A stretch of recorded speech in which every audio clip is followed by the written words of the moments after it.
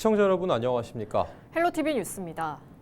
은평구가 설을 앞두고 지역경제 활성화를 위해 은평 땡겨요 상품권과 은평 사랑 상품권을 발행합니다. 은평 땡겨요 상품권은 은평구 공공배달 앱 땡겨요에서 사용할 수 있는 상품권으로 오는 3일 오전 10시부터 서울 페이플러스 앱에서 15% 할인된 가격으로 구매할 수 있습니다. 은평사랑 상품권은 이틀 뒤인 5일 오후 1시부터 판매되며 할인율은 5%입니다. 상품권은 1인당 월 50만 원까지 구매할 수 있고 최대 150만 원까지 보유 가능합니다. 양천구가 설 명절을 앞두고 양천 사랑 상품권과 양천 땡겨요 상품권을 발행합니다. 먼저 양천 사랑 상품권은 다음 달 5일 오후 5시부터 60억 원 규모로 5% 할인 혜택을 적용해 발행됩니다. 양천 구민이면 1인당 월 50만 원 한도 내에서 구매할 수 있으며 보유 한도는 150만 원으로 시장과 음식점 등 약 16,000여 가맹점에서 사용할 수 있습니다. 공공배달앱인 서울배달플러스 땡겨요 전용 상품권은 다음 달 3일 오전 10시부터 2억 4천만 원 규모로 발행되며 15% 할인 혜택이 적용됩니다.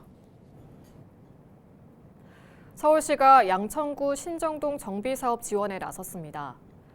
오세훈 서울시장은 28일 신정 4구역과 신정동 1152번지 일대를 방문해 사업 추진 상황을 점검했습니다. 이 자리에서 오 시장은 정비구역 지정 이후 관리 처분과 착공까지 시가 책임지고 지원하겠다고 밝혔습니다. 신정 4구역은 신속통합기획을 통해 2027년 착공 예정이며 10년간 개발이 중단된 신정동 1152번지 역시 신속통합기획으로 사업이 재개돼 조합 설립 인가가 이뤄진 상태입니다.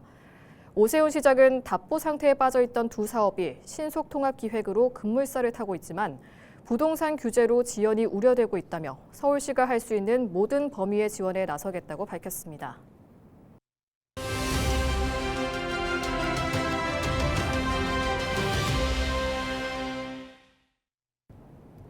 새해를 맞아 서울시 의원을 만나 의정활동 성과와 올해 의정활동 계획을 들어보는 시간 마련했습니다.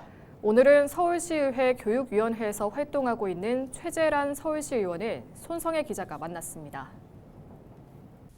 네, 최재란 서울시 의원 만나보도록 하겠습니다. 의원님 안녕하십니까? 안녕하세요. 반갑습니다. 최재란 시의원입니다.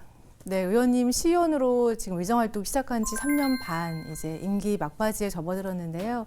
최근 지난 1년 동안 의정활동 성과를 꼽으라고 하면 어떤 게 있을까요? 우선 첫 번째는 이제 제가 교육위원회로 상임위로 옮기고 나서 우리 양천구가 교육특구지 않습니까? 학교가 참 많습니다.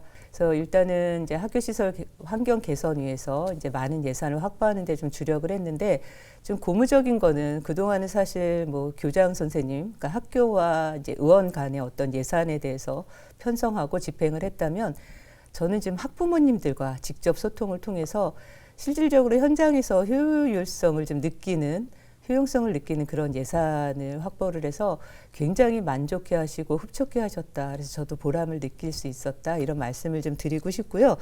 두 번째는 이제 저층주거단지에 대한 재건축 사업이 진일보했다라는 것에 대해서 좀 보람을 느낍니다.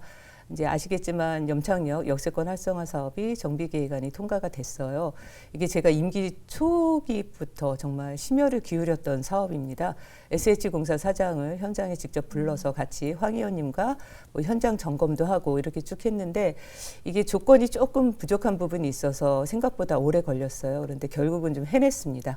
그래서 저층주거지에 대한 재개발, 재건축이 같이 진행될 수 있어서 이 부분에 대해서도 가시적인 성과를 얻어서 굉장히 기쁘다 이렇게 좀 말씀드릴 수 있을 것 같습니다. 네, 반면에 아쉬운 점이 있다면 어떤 게 있을까요? 아쉬운 점 많죠. 일단은 제가 지난해 주민들에게 가장 좀 강하게 받았던 민원 중에 하나가 학교시설 개방 관련이에요. 그런데 이게 조례에서도 규정이 돼 있고 학교 시설을 개방하도록 되어 있지만 이 교장 선생님의 취향에, 그러니까 성향에 따라 이게 굉장히 현장 상황이 이제 좀 하늘과 땅 차이가 있습니다. 학교 시설 개방과 또 이 운영에 대해서 지자체가 가져가야 되는 것이 아니냐라는 생각을 합니다. 요거는 학교 시설 개방을 통해서 우리 주민들의 생활 체육 활성화를 좀 더 꾀하고 싶다 그런 좀 생각을 하고 있고요. 또 하나는 이제 교육위원회에서 활동하다 보면은 학교 현장에서 일어나는 많은 사건 사고에 대해서 보고를 받습니다. 딥페이크 범죄의 피의자의 약 80%가 청소년입니다. 그리고 10대 마약 사범이 3년 새 약 50배 이상 늘어났어요. 결국 저는 이게 이제 대입에만 이제 집중된 인성교육 부재에서 이런 현상도 같이 나온다라고 봅니다.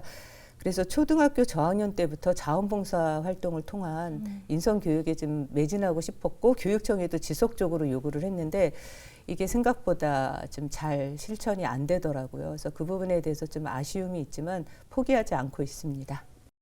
그 이제 교육위원회 위원으로 활동하시면서 이제 우리 학교 현장에서 이제 벌어지는 여러 가지 학교 폭력 관련해서도 좀 하고 싶은 얘기가 있으시다고요. 이게 얼마 전부터 이제 학교 폭력 기록이 있는 친구들이 대입에서 불합격하는 이제 현상이 생기면서 학교 폭력이 나쁜 거야. 이건 하면 안 돼. 이렇게 가르쳐야 되는데 이제 변호사부터 찾는다는 거죠. 기록을 남기지 않기 위해서. 근데 이 부분이 어떤 큰 문제를 야기하냐면 부모의 경제력에 따라 피해자가 가해자가 되고 가해자가 피해자가 될 수 있는 그런 상황도 우려가 된다는 겁니다. 그래서 저는 부모님들이 좀 기다려 주셨으면 좋겠어요. 친구랑 싸울 수 있습니다. 예, 그러면은 어떤 부분이 잘못된 건지 그리고 친구랑 같이 상의하면서 스스로 해결할 수 있는 그런 경험을 부모들이 막지 마셨으면 좋겠다. 그런 당부 말씀을 좀 꼭 드리고 싶습니다. 의원님 이제 임기가 얼마 남지 않았습니다. 남은 임기 의정활동 목표 혹은 좀 해결하고 싶은 뭐 현안이나 과제가 있다면 어떤 게 있을까요? 근데 할 수 있는 일을 중심으로 좀 의정활동을 해야 되겠다 이렇게 생각을 하고 있는데 앞서 쭉 말씀드렸던 것처럼 우리 아이들의 인성교육을 위한 어떤 실질적인 대시민 의식 조사 그리고 자원봉사 활동의 연계 이걸 좀 조례라든가 이렇게 해서 입법 활동으로 결과를 내고 싶다 이런 좀 목표가 하나 있고요. 두 번째는 이제 그동안 정말 입 아프게 얘기해왔던 목동선 강북 횡단선입니다. 목동 14개 단지가 정비구역으로 다 지정이 됐기 때문에 굉장히 빠르게 이동을 하고 있고요. 약 26,000 세대가 5만 세대가 넘게 되면 교통대책은 반드시 필요하고 선행되어야 합니다. 그래서 어쨌든 오세훈 시장이 뭐 이제 좀 반응을 슬슬 보이기 시작하니 반응 보일 때 저도 좀 가열차게 밀어붙이겠다 이런 계획도 가지고 있습니다. 네, 마지막으로 이제 시민들께 혹은 지역 주민들께 하고 싶은 얘기가 있다면 전해주시죠. 사실 지난 3년 동안 정말 과분한 사랑과 신뢰를 받고 달려왔습니다. 이 은혜는 지역 발전으로 보답해야 된다 이런 생각으로 저도 쉼없이 달려왔는데요. 또 나름 성과도 있어서 굉장히 보람을 느끼고 있습니다. 그동안 저 최재란이 걸어온 길이 우리 양천에 도움이 되고 서울시에 도움이 됐다고 생각하신다면 제 이름 석자 기억해 주시기를 부탁드리고 저 역시 지역 발전으로 보답하겠다 이런 약속을 드리겠습니다. 정말 감사드리고요. 언제나 시민 편 최재란입니다. 고맙습니다. 윤인숙 전 의장의 불신임한 가결 이후 부의장 직무대리 체제로 운영돼온 양천구의회가 신임 의장 선출에 나섭니다. 양천구의회는 오는 30일 임시회를 열고 무기명 투표로 신임 의장을 선출할 예정입니다. 의장은 재적의원 과반수 출석에 출석의원 과반수를 득표하면 선출됩니다. 현재 유력 후보로 더불어민주당 대표의원인 유영주 의원이 거론되고 있는 것으로 전해졌습니다. 예정대로 오는 30일 신임 의장이 선출되면 다음 달 2일 열리는 첫 임시회부터 의장 직무를 수행하게 됩니다. 한편 양천구의회는 지난해 10월 결산검사위원회에 선임하지 않은 책임을 물어 윤인숙 당시 의장에 대한 불신임안을 가결했으며 윤 전 의장이 제기한 직무정지 가처분 신청은 법원에서 기각된 바 있습니다. 은평구가 서울시 도시 청결도 평가에서 우수 자치구로 선정됐습니다. 이번 평가는 서울시가 25개 자치구를 대상으로 가로 청소 현장 평가, 도시 청결 예방 활동, 도로 청소차 운행 등 4개 분야를 종합적으로 평가해 최상위 3개 자치구를 선정하는 방식으로 진행됐습니다. 은평구는 가로 청소 상태 관리와 무단 투기 예방, 담배꽁초 수거 관리 등 대부분 항목에서 높은 점수를 받았습니다. 특히 이동식 재활용품 분리배출 거점 운영, 은평 그린 모아모아 사업은 주민 참여형 청결 정책의 우수 사례로 꼽혔습니다. 최근 일주일 사이 전국에서 크고 작은 산불이 20건 이상 발생했습니다. 산림청은 건조특보가 장기간 발효 중인 동해안 등 일부 지역에 산불 재난 국가 위기 경보를 경계 단계로 상향했는데요. 1월에 경계 단계가 발령된 건 이번이 처음입니다. 보도에 김신혜 기자입니다. 시뻘건 불길이 공장 뒤 야산을 뒤덮었습니다. 진화대원들은 불길이 도심 쪽으로 확산되지 않도록 저지선고 쪽에 여념이 없습니다. 지난 21일 밤 부산 기장군에서 발생한 산불은 산림 약 13헥타르를 태우고 13시간 만에 모두 꺼졌습니다. 불은 공장에서 시작됐는데 건조한 날씨로 인해 불길이 뒤편 야산까지 순식간에 번졌습니다. 당시 부산에는 건조주의보가 발령된 상태였습니다. 실제로 최근 전국 곳곳에 장기간 건조특보가 발효 중인 가운데 크고 작은 산불이 잇따르고 있습니다. 20일부터 26일까지 전국에서 발생한 산불은 21건에 달합니다. 산림청이 산불재난 국가위기경보를 주의에서 경계로 상향했습니다. 대상 지역은 부산과 대구, 울산과 경상도 전 시군구와 강릉과 동해, 삼척과 속초 등을 포함한 강원 9개 시군입니다.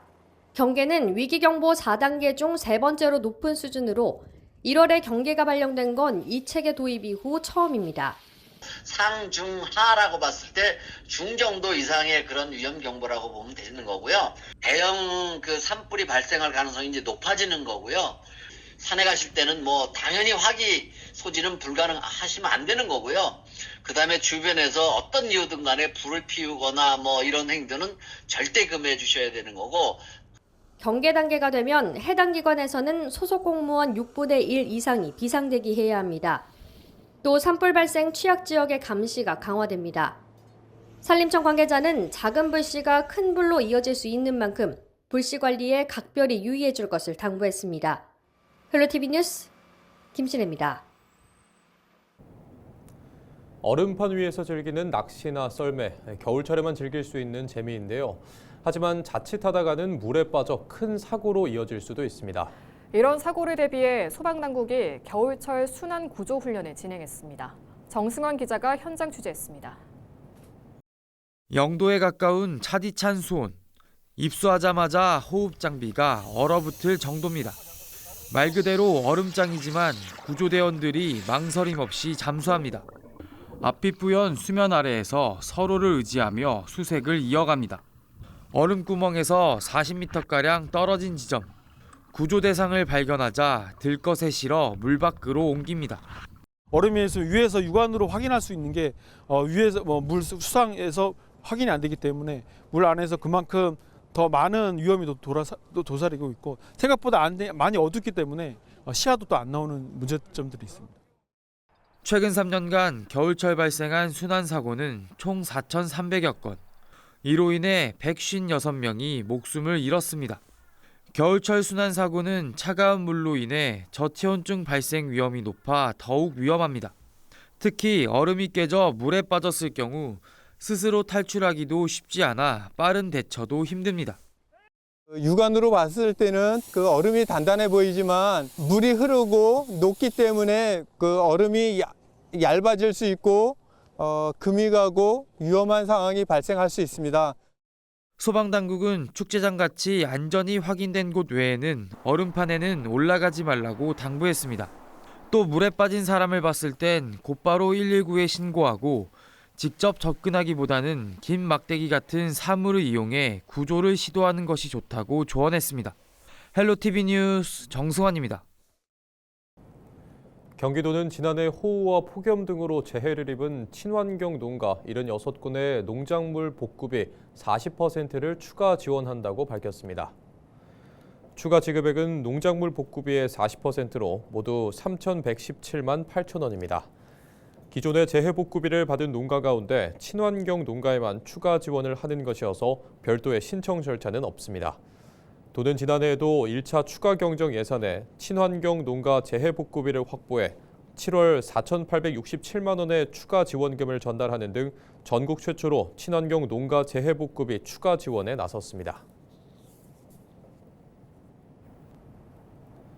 이상으로 뉴스를 마칩니다. 저희는 언제나 지역민 여러분과 함께합니다. 시청해주신 여러분 고맙습니다.